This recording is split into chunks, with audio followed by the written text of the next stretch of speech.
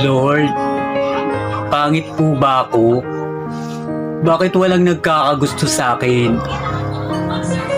Anak, huwag mong isiping pangit ka. Dahil wala akong pangit na ginawa sa itbabaw ng mundo. Sadyang hindi ka lang talaga masarap tingnan. Oh, diba? Nakakabuhat ang ilang Lord, pangit po ba ako? Bakit walang nagkakagusto sa akin? Anak, huwag mong isiping pangit ka. Dahil wala akong pangit na ginawa sa itbabaw ng mundo. Sadyang hindi ka lang talaga masarap tingnan.